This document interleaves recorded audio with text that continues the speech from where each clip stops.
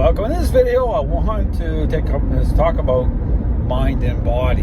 Again, this is one of the things where I talk about a dog's level of stinking thinking, okay, and the role of influence, again, in terms of being proactive, once a relationship problem is underway. And this came out during the debate by way of Miracle Canine, talking about, okay, this whole thing about choices, okay? And again, I want to kind of clear a little of this up. When I talk about at a response level, okay, and this is where even the word behavior, okay, is used out of context, okay? You see both these groups doing that, balanced and force-free, to get a dog to perform a behavior, another behavior, the likelihood that another behavior, the likelihood.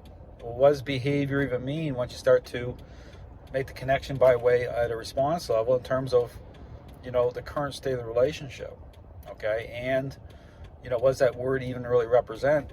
Again, applying it, carrying it over to the parenting example, okay? If you're engaging, you really think about this, because you have to apply critical thinking here. Understand that this is absent in the dog training world, okay? The ability to apply critical thinking. That people just taking hold of this idea, and as individuals, okay, that's why I keep talking about connecting dots here. But, once a child has become selfish, and just think about this, how this word is applied. You want to reward, you want to motivate, you want to reward, so that likelihood is that behavior will happen again. And so what trainers referring to is the sit down, come and stay, right? Behavior. But it's not a behavior, okay? It's a response, okay? It's a response. And what changes everything is that when you start to consider that you're in the middle of a relationship problem, okay, and you're engaging that way and you're generating these responses, well, they aren't behaviors. I mean, think about the context of that word. What is it? How's that word being applied? That's why I say that a dog can do a sit. That doesn't mean you can trust that response as representing that the perception of dogs are actually changing without, again, I talk about those core ingredients, okay? Control and influence. Taking the path of what defines a process, a intervention, and then how that ties into a interaction-based method, okay? Type of power play.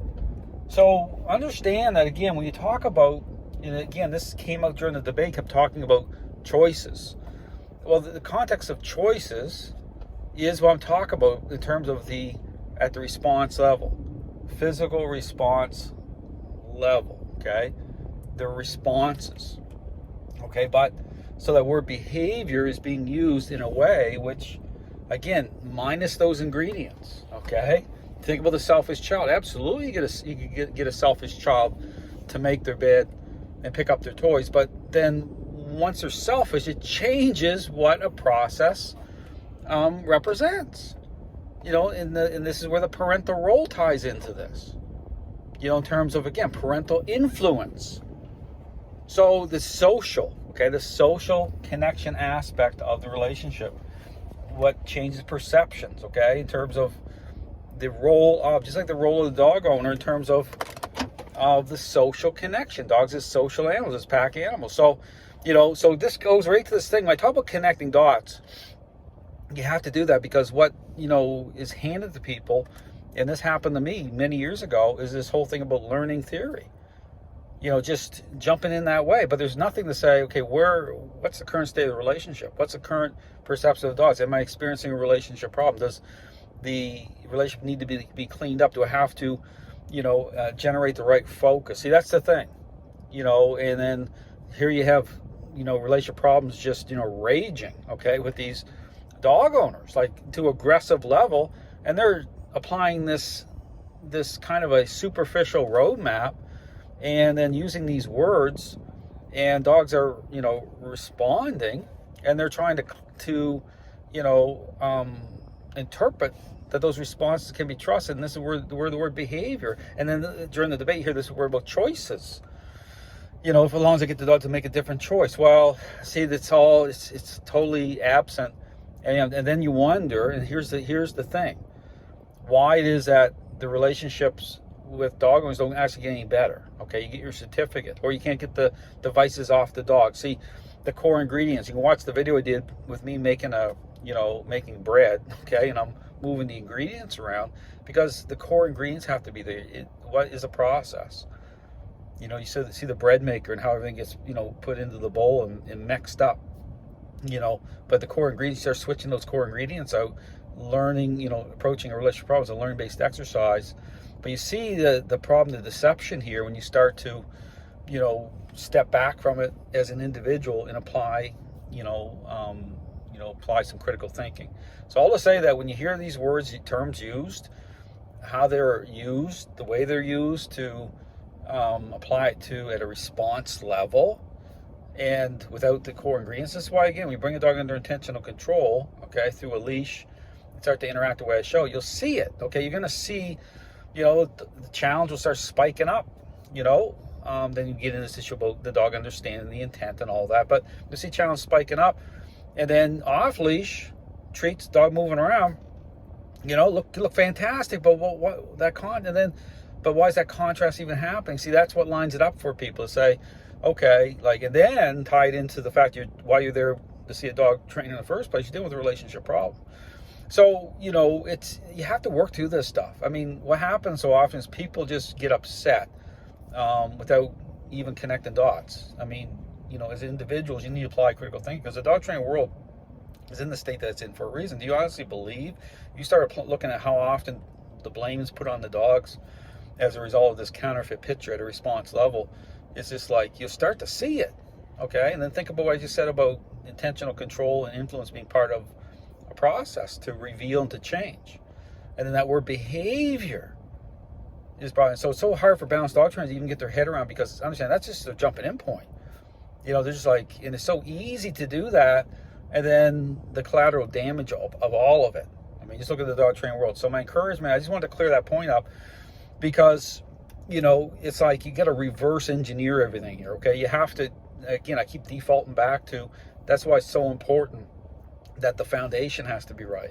When we talk about stinking thinking, you can see this with these balanced dog trainers, they're not even dialed in that way for a reason, because it's physical. It's not mind and body together. But think about, just at the human level, relationships, right?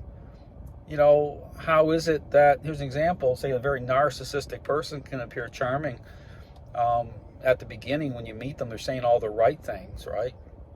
But then having a personal relationship depth, you start to say these things aren't lining up, okay? Just superficial appearances, right? But beyond that, you can see it with dogs with social challenges. You can see it. Look you watch the head pivoting supply source. You pay attention, you'll see that dog keying up on other dogs right away. Other people, it's just not, the look just isn't a look. They're not in a relaxed state at all because it's that stinking thinking. You have to engage that, and again, you see the level of engagement being dialed in. It takes the form of it's like a little hey you. It's not meant to say you can never meet another dog. Okay, it's about the dog understanding the intent. See, that's the thing about the right, how you're interacting with your dog, the leash itself. Okay, you watch how I'm doing it. There's lots going on. I mean, just look at it with new eyes. I mean, just really look at what I'm saying and think and consider. And then everything else in the dog training world. So I say everything else in the dog training world, piece it together. Okay, so my encouragement is, whenever you use certain words, behavior, choices, all this stuff, it's physical, okay? I mean, it's beyond, that's why I talk about, you can have a better walk with the dog on a prong collar physically, okay? Coming next to you doesn't mean you can have a better relationship, okay? So it has to line up, it has to, it has to connect, okay? You have to be dialed in the way I talk about it, and it's a different way of thinking. This is very challenging because even when I talk about motivating a response from a dog, don't think that way. The relationship's the motivation, okay? The social aspect of the relationship. That's that's the connection point, right? So, because if you start to motivate the way that the majority of trainers do it, you're setting up a problem. Because then it'll look great, but those core ingredients can't come through that way. They have to come through. The only way to come through is through a interaction based, okay? It takes the level of a power play. And so you see trainers like, Dog Daddy, so much controversy. Yeah, it takes it to a level of power play right away, but then there's problems all over the place. I talk about it. Caesar Milan, more kind of engaging power play, right?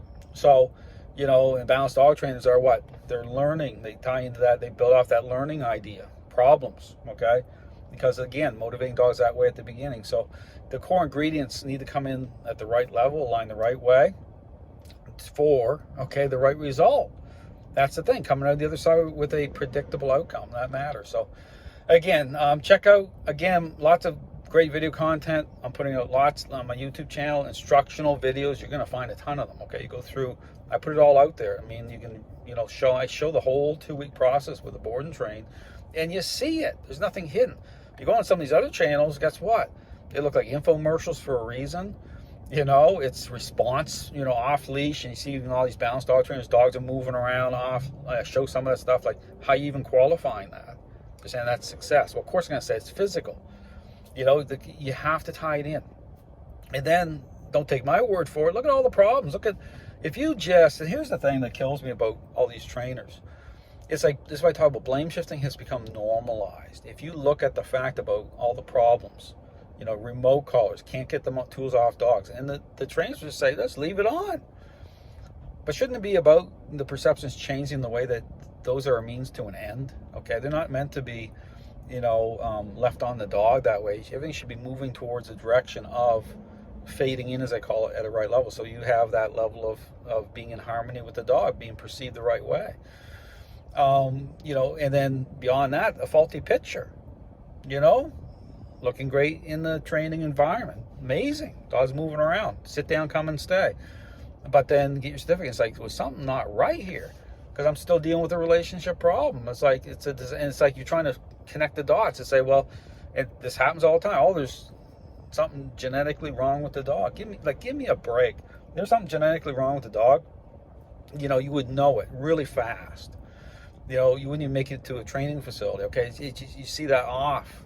I've seen that one time with one dog in all the years. The issue about being able to, again, this is the thing, being able to work through, okay, identify in terms of aggression, comes through the right process, okay? That's what's going to connect those last dots. And that's not what's happened in the dog training world. It's like, just because that's a collateral damage thing. Something wrong with the dog's isn't wired right. You see that being put out there. You deal with these the 1 percentile dogs, you're not going to be able to do it, okay, without the core ingredients coming in the right way, everything coming together, the integrity of the process the right way. That's what's going to do it, okay? I'm not saying it's easy, it can be the hardest thing, but it's going to make sense, okay? You're going to see it's predictable, okay? You're going to see it. So, again, I want to put it out there. When you hear these words being used, certain language being used in the dog training world, even the word behavior, that word doesn't even fit, okay? And it's just like all these trainers are doing it for a reason, but it's like things are so superficial. Even you hear these trainers talk about the trigger, and they use all this superficial language because the process is superficial.